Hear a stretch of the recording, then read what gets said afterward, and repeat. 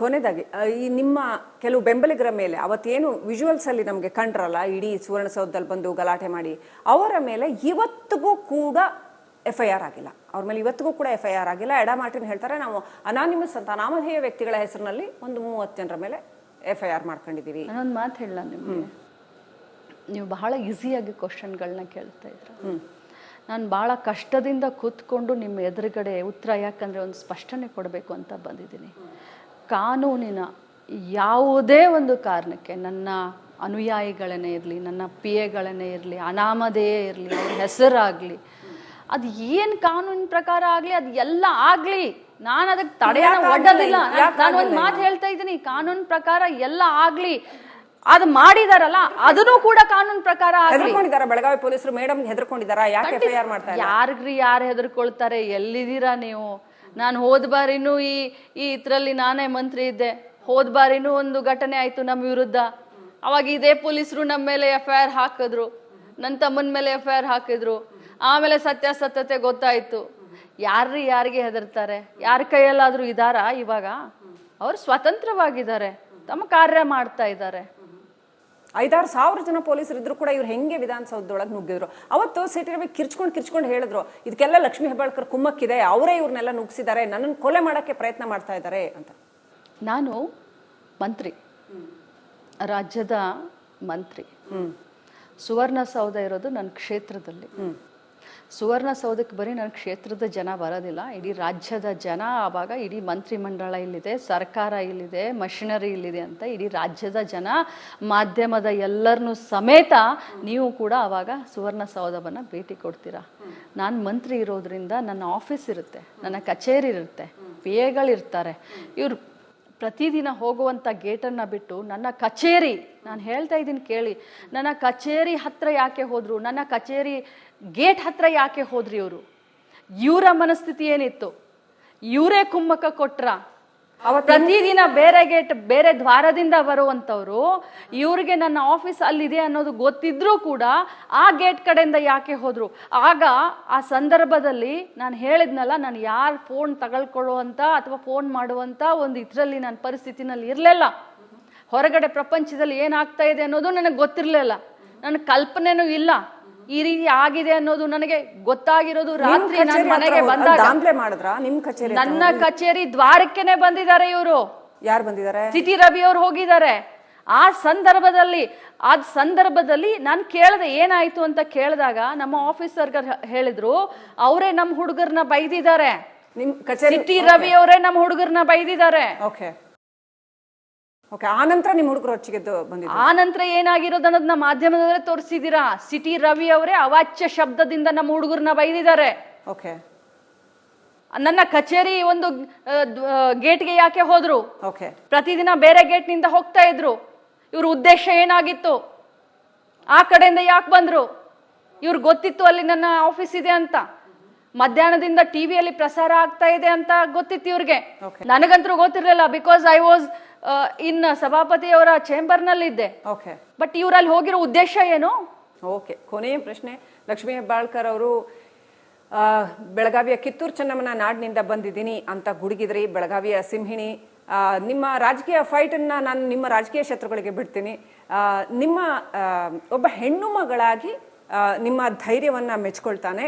ಮುಂದೆ ಹೇಗೆ ನಿಮ್ಮ ರಾಜಕೀಯ ಜೀವನವನ್ನು ಮುಂದೆ ಹೇಗೆ ತಗೊಂಡು ಹೋಗ್ತೀರಿ? ಅಥವಾ ಯಾವುದೇ ಹೆಣ್ಣು ಮಗಳಿಗೆ ಮೊದಲನೇದಾಗಿ ಈ ಥರ ಅವ್ರ ಸಪೋರ್ಟಿಂದ ಇವಳು ಮುಂದೆ ಬಂದ್ಲು, ಇನ್ಯಾವುದೋ ನಾಯಕರ ಸಪೋರ್ಟಿಂದ ಇವಳು ಮುಂದೆ ಬಂದ್ಲು, ಈ ಆರೋಪ ಯಾವುದೇ ಹೆಣ್ಮಕ್ಳ ಮೇಲೆ ಬಂದಾಗ ನೀವು ಅವ್ರಿಗೆ ಏನು ಅಡ್ವೈಸ್ ಮಾಡ್ತೀರಿ? ಎರಡನೇದು, ಈ ಶಬ್ದ ಇದೆಯಲ್ಲ, ಅಪಶಬ್ದ, ನೀವು ಗಮನಿಸ್ಬೋದು. ನನ್ನ ಆ್ಯಂಕರಿಂಗಲ್ಲೇ ನಾನೆಲ್ಲೂ ಆ ಶಬ್ದವನ್ನು ಬಳಸಿಲ್ಲ, ಯಾಕಂದ್ರೆ ಆ ಶಬ್ದವೇ ತಪ್ಪು ಬೇಸಿಕಲಿ. ಅಂಥ ಒಂದು ಶಬ್ದ ಯಾವುದೇ ಹೆಣ್ಮಗಳಿಗಾದರೂ ಹೇಳಿದ್ರೆ ಆ ಹೆಣ್ಮಕ್ಳಿಗೆ ಏನು ಮಾಡಬೇಕು, ಏನು ಹೇಳಬೇಕು? ಖಂಡಿಸ್ಬೇಕು. ನಾನು ಪದೇ ಹೇಳ್ತಾ ಇರ್ತೀನಿ, ಹೆಣ್ಮಗಳು ಅಂತಂದ್ರೆ ಸಂಘರ್ಷಕ್ಕೆ ಇನ್ನೊಂದು ಪದ ಏನಾದರೂ ಇದ್ರೆ ಅದು ಹೆಣ್ಣು ಅಂತ ಹೇಳ್ತೀನಿ. 4 ಗೋಡೆ ಮಧ್ಯದಲ್ಲಿ ಆಗುವಂಥ ಅನ್ಯಾಯ ಇರಬಹುದು, ನಿಮ್ಮ ಪ್ರೊಫೆಷ್ನಲ್ ಆಗುವಂಥ ಅನ್ಯಾಯ ಇರ್ಬೋದು. ಹೆಣ್ಮಕ್ಳು ಎಷ್ಟೇ ನಾವು ಚೆನ್ನಾಗಿದ್ದೀವಿ, ಎಷ್ಟೇ ನಾವು ಹೋರಾಟ ಮಾಡಿ ಮೇಲೆ ಬಂದಿದ್ದೀವಿ ಅಂದರೆ ಅಷ್ಟೊಂದು ಇಮ್ಮಿಡಿಯೇಟ್ ಆಗಿ ನಮ್ಮನ್ನ ಯಾರು ಡೈಜೆಸ್ಟ್ ಮಾಡ್ಕೊಳ್ಳೋದಿಲ್ಲ. ನಮ್ಮ ಆತ್ಮ ಬಲವನ್ನು, ನಮ್ಮ ಕಾನ್ಫಿಡೆನ್ಸ್ ಲೆವೆಲನ್ನು ತುಳಿಲಿಕ್ಕೆ ನೋಡ್ತಾರೆ. ಇದು ಪುರುಷ ಪ್ರಧಾನ ಸಮಾಜ. ಅದು ಅಮೇರಿಕ ಇರಲಿ, ಅದು ಲಂಡನ್ ಇರಲಿ, ಅದು ಭಾರತ ದೇಶ ಇರಲಿ, ಅದು ನಗ್ನ ಸತ್ಯ. ಅದನ್ನ ಯಾರು ನಾವು ಮರೆಸಲಿಕ್ಕೆ ಆಗೋದಿಲ್ಲ. ಇವತ್ತು ಅವ್ರಕ್ಕಿಂತ ಜಾಸ್ತಿ ಟ್ಯಾಲೆಂಟು, ಅವ್ರಕ್ಕಿಂತ ಜಾಸ್ತಿ ಜನಪ್ರಿಯತೆ ನಮ್ದು ಇದೆ ಅಂತಂದರೆ ಸಾಕು, ಅಲ್ಲೇ ಶುರು ಆಗಿಬಿಡುತ್ತೆ. ಆದ್ರೆ ಒಂದು ಮಾತನ್ನು ಹೇಳ್ತೀನಿ ನಾನು ಮಹಿಳೆಯರಿಗೆ, ತಾವೆಲ್ಲ ಸಿಂಹಿಣಿಯರು. ಭಾರತ ದೇಶದಲ್ಲಿ ಮಹಿಳೆಯನ್ನ ಪೂಜ್ಯ ಭಾವನೆ, ಪೂಜ್ಯದ ದೇವತೆ ಅಂತೆಲ್ಲ ನೋಡ್ತಾರೆ. ಈ ರೀತಿ ಆದಂಥ ಯಾವುದೇ ತಮಗೆ ಆದಂಥ ಒಂದು ಘಟನೆಗಳಿರಲಿ, ಅನ್ಯಾಯಗಳಿರಲಿ, ಅದರ ವಿರುದ್ಧ ಹೋರಾಟ ಮಾಡಿ ಅಂತ ಹೇಳಲಿಕ್ಕೆ ಬಯಸ್ತಾರೆ. ಓಕೆ, ಬಹಳ ಮುಕ್ತವಾಗಿ, ಬಹಳ ನೇರವಾಗಿ, ಓಪನ್ ಹಾರ್ಟೆಡ್ ಆಗಿ ನಮ್ಮ ರಿಪಬ್ಲಿಕ್ ಕನ್ನಡದ ಜೊತೆ ಮಾತನಾಡಿದ್ದೀರಾ ಲಕ್ಷ್ಮೀ ಹೆಬ್ಬಾಳ್ಕರ್ ಅವರೇ. ಅನಂತ ಧನ್ಯವಾದಗಳು ಮಾತನಾಡಿದ್ದಕ್ಕೆ. Thank you. ವೀಕ್ಷಕರೇ, ಹೋರಾಟವನ್ನು ಮುಂದುವರಿಸ್ತೀನಿ, ಇದನ್ನು ಇಲ್ಲಿಗೆ ನಿಲ್ಲಿಸೋದಿಲ್ಲ ಅನ್ನುವಂಥದ್ದು, ಮತ್ತು ಯಾವುದೇ ಹೆಣ್ಮಕ್ಳಿಗೆ ಇಂಥ ಪರಿಸ್ಥಿತಿ ಎದುರಾದ್ರೆ ಅವ್ರು ಅದನ್ನು ಪ್ರಶ್ನೆ ಮಾಡಬೇಕು, ಖಂಡಿಸಬೇಕು ಅನ್ನುವಂಥದ್ದು, ರಾಜಕೀಯ ಹೋರಾಟ ಇನ್ನೂ ಮುಂದುವರಿಯುತ್ತೆ ಅನ್ನುವಂಥ ಸಂದೇಶವನ್ನ ಲಕ್ಷ್ಮೀ ಹೆಬ್ಬಾಳ್ಕರ್ ಬಹಳ ಗಟ್ಟಿಯಾಗಿ ಬೆಳಗಾವಿಯ ನೆಲದಿಂದ ಕೊಟ್ಟಿದ್ದಾರೆ. ಇದಾಗಿತ್ತು ಇವತ್ತಿನ ವಿಶೇಷ. ನೋಡ್ತಾ ಇರಿ ರಿಪಬ್ಲಿಕ್ ಕನ್ನಡ, ಇದು ನಿಮ್ಮ ಧ್ವನಿ. ಕೊನೆಯದಾಗಿ ಈ ನಿಮ್ಮ ಕೆಲವು ಬೆಂಬಲಿಗರ ಮೇಲೆ ಅವತ್ತೇನು ವಿಜುವಲ್ಸ್ ಅಲ್ಲಿ ನಮಗೆ ಕಂಡ್ರಲ್ಲ, ಇಡೀ ಸುವರ್ಣಸೌಧದಲ್ಲಿ ಬಂದು ಗಲಾಟೆ ಮಾಡಿ, ಅವರ ಮೇಲೆ ಇವತ್ತಿಗೂ ಕೂಡ FIR ಆಗಿಲ್ಲ. ಅವ್ರ ಮೇಲೆ ಇವತ್ತಿಗೂ ಕೂಡ FIR ಆಗಿಲ್ಲ. ಎಡಾ ಮಾರ್ಟಿನ್ ಹೇಳ್ತಾರೆ, ನಾವು ಅನಾನಿಮಸ್ ಅಂತ ನಾಮಧೇಯ ವ್ಯಕ್ತಿಗಳ ಹೆಸರಿನಲ್ಲಿ ಒಂದು 30 ಜನರ ಮೇಲೆ FIR ಮಾಡ್ಕೊಂಡಿದ್ದೀವಿ. ನಾನೊಂದು ಮಾತು ಹೇಳಲ್ಲ ನಿಮಗೆ, ನೀವು ಬಹಳ ಈಸಿಯಾಗಿ ಕ್ವಶನ್ಗಳನ್ನ ಕೇಳ್ತಾ ಇದ್ರ. ನಾನು ಭಾಳ ಕಷ್ಟದಿಂದ ಕೂತ್ಕೊಂಡು ನಿಮ್ಮ ಎದುರುಗಡೆ ಉತ್ತರ, ಯಾಕಂದರೆ ಒಂದು ಸ್ಪಷ್ಟನೆ ಕೊಡಬೇಕು ಅಂತ ಬಂದಿದ್ದೀನಿ. ಕಾನೂನಿನ ಯಾವುದೇ ಒಂದು ಕಾರಣಕ್ಕೆ ನನ್ನ ಅನುಯಾಯಿಗಳನ್ನೇ ಇರಲಿ, ನನ್ನ PAಗಳನ್ನೇ ಇರಲಿ, ಅನಾಮಧೇಯ ಇರಲಿ, ಅವ್ರ ಹೆಸರಾಗಲಿ, ಅದು ಏನು ಕಾನೂನಿನ ಪ್ರಕಾರ ಆಗಲಿ, ಅದು ಎಲ್ಲ ಆಗಲಿ, ನಾನು ಅದಕ್ಕೆ ತಡೆಯನ್ನು ಒಡ್ಡೋದಿಲ್ಲ. ನಾನು ಒಂದು ಮಾತು ಹೇಳ್ತಾ ಇದ್ದೀನಿ, ಕಾನೂನು ಪ್ರಕಾರ ಎಲ್ಲ ಆಗಲಿ. ಅದು ಮಾಡಿದಾರಲ್ಲ, ಅದನ್ನು ಕೂಡ ಕಾನೂನು ಪ್ರಕಾರ ಹೆದರ್ಕೊಂಡಿದ್ದಾರೆ ಬೆಳಗಾವಿ ಪೊಲೀಸರು. ಮೇಡಮ್ ಹೆದರ್ಕೊಂಡಿದ್ದಾರಾ? ಯಾಕೆ FIR ಮಾಡ್ತಾರೆ? ಯಾರು ಹೆದರ್ಕೊಳ್ತಾರೆ? ಎಲ್ಲಿದ್ದೀರಾ ನೀವು? ನಾನು ಹೋದ ಬಾರಿನೂ ಈ ಇದರಲ್ಲಿ ನಾನೇ ಮಂತ್ರಿ ಇದ್ದೆ. ಹೋದ ಬಾರಿನೂ ಒಂದು ಘಟನೆ ಆಯ್ತು ನಮ್ಮ ವಿರುದ್ಧ. ಅವಾಗ ಇದೇ ಪೊಲೀಸರು ನಮ್ಮ ಮೇಲೆ FIR ಹಾಕಿದ್ರು, ನನ್ನ ತಮ್ಮನ ಮೇಲೆ FIR ಹಾಕಿದ್ರು. ಆಮೇಲೆ ಸತ್ಯಾಸತ್ಯತೆ ಗೊತ್ತಾಯ್ತು. ಯಾರಿಗೆ ಹೆದರ್ತಾರೆ? ಯಾರ ಕೈಯಲ್ಲಾದ್ರೂ ಇದಾರಾ? ಇವಾಗ ಅವ್ರು ಸ್ವತಂತ್ರವಾಗಿದ್ದಾರೆ, ತಮ್ಮ ಕಾರ್ಯ ಮಾಡ್ತಾ ಇದ್ದಾರೆ. 5-6 ಸಾವಿರ ಜನ ಪೊಲೀಸರು ಇದ್ರು ಕೂಡ ಇವ್ರು ಹೆಂಗೆ ವಿಧಾನಸೌಧದೊಳಗೆ ನುಗ್ಗಿದ್ರು? ಅವತ್ತು ಸಿಟಿ ರವಿ ಕಿರ್ಚ್ಕೊಂಡು ಹೇಳಿದ್ರು, ಇದಕ್ಕೆಲ್ಲ ಲಕ್ಷ್ಮೀ ಹೆಬ್ಬಾಳ್ಕರ್ ಕುಮ್ಮಕ್ಕಿದೆ, ಅವರೇ ಇವ್ರನ್ನೆಲ್ಲ ನುಗ್ಸಿದ್ದಾರೆ, ನನ್ನನ್ನು ಕೊಲೆ ಮಾಡಕ್ಕೆ ಪ್ರಯತ್ನ ಮಾಡ್ತಾ ಇದ್ದಾರೆ ಅಂತ. ನಾನು ಮಂತ್ರಿ, ರಾಜ್ಯದ ಮಂತ್ರಿ. ಸುವರ್ಣಸೌಧ ಇರೋದು ನನ್ನ ಕ್ಷೇತ್ರದಲ್ಲಿ. ಸುವರ್ಣಸೌಧಕ್ಕೆ ಬರೀ ನನ್ನ ಕ್ಷೇತ್ರದ ಜನ ಬರೋದಿಲ್ಲ, ಇಡೀ ರಾಜ್ಯದ ಜನ. ಆವಾಗ ಇಡೀ ಮಂತ್ರಿಮಂಡಲ ಇಲ್ಲಿದೆ, ಸರ್ಕಾರ ಇಲ್ಲಿದೆ, ಮಷಿನರಿ ಇಲ್ಲಿದೆ ಅಂತ ಇಡೀ ರಾಜ್ಯದ ಜನ, ಮಾಧ್ಯಮದ ಎಲ್ಲರನ್ನೂ ಸಮೇತ ನೀವು ಕೂಡ ಆವಾಗ ಸುವರ್ಣಸೌಧವನ್ನು ಭೇಟಿ ಕೊಡ್ತೀರಾ. ನಾನು ಮಂತ್ರಿ ಇರೋದ್ರಿಂದ ನನ್ನ ಆಫೀಸ್ ಇರುತ್ತೆ, ನನ್ನ ಕಚೇರಿ ಇರುತ್ತೆ, PAಗಳಿರ್ತಾರೆ. ಇವರು ಪ್ರತಿದಿನ ಹೋಗುವಂಥ ಗೇಟನ್ನು ಬಿಟ್ಟು ನನ್ನ ಕಚೇರಿ, ನಾನು ಹೇಳ್ತಾ ಇದ್ದೀನಿ ಕೇಳಿ, ನನ್ನ ಕಚೇರಿ ಹತ್ರ ಯಾಕೆ ಹೋದ್ರು? ನನ್ನ ಕಚೇರಿ ಗೇಟ್ ಹತ್ರ ಯಾಕೆ ಹೋದ್ರಿ ಇವರು? ಇವರ ಮನಸ್ಥಿತಿ ಏನಿತ್ತು?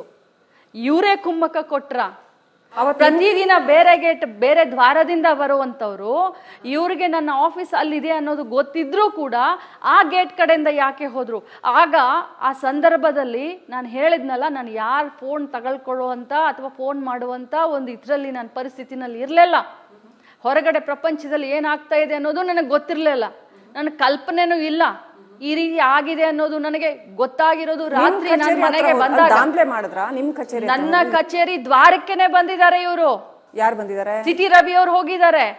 ಆ ಸಂದರ್ಭದಲ್ಲಿ ನಾನು ಕೇಳಿದೆ ಏನಾಯ್ತು ಅಂತ ಕೇಳಿದಾಗ ನಮ್ಮ ಆಫೀಸರ್ ಹೇಳಿದ್ರು, ಅವರೇ ನಮ್ಮ ಹುಡುಗರನ್ನ ಬೈದಿದ್ದಾರೆ. ಸಿಟಿ ರವಿ ಅವರೇ ನಮ್ಮ ಹುಡುಗರನ್ನ ಬೈದಿದ್ದಾರೆ. ಆನಂತರ ನಿಮ್ಮ ಹುಡುಗರು ಹೊಚ್ಚಿಗೆದ್ದು ಬಂದಿದ್ರು. ಆನಂತರ ಏನಾಗಿರೋದು ಅನ್ನೋದನ್ನ ಮಾಧ್ಯಮದಲ್ಲೇ ತೋರಿಸಿದೀರಾ. ಸಿಟಿ ರವಿ ಅವರೇ ಅವಾಚ್ಯ ಶಬ್ದದಿಂದ ನಮ್ಮ ಹುಡುಗರನ್ನ ಬೈದಿದ್ದಾರೆ. ನನ್ನ ಕಚೇರಿ ಒಂದು ಗೇಟ್ಗೆ ಯಾಕೆ ಹೋದ್ರು? ಪ್ರತಿದಿನ ಬೇರೆ ಗೇಟ್ ನಿಂದ ಹೋಗ್ತಾ ಇದ್ರು. ಇವ್ರ ಉದ್ದೇಶ ಏನಾಗಿತ್ತು? ಆ ಕಡೆಯಿಂದ ಯಾಕೆ ಬಂದ್ರು? ಇವ್ರಿಗೆ ಗೊತ್ತಿತ್ತು ಅಲ್ಲಿ ನನ್ನ ಆಫೀಸ್ ಇದೆ ಅಂತ.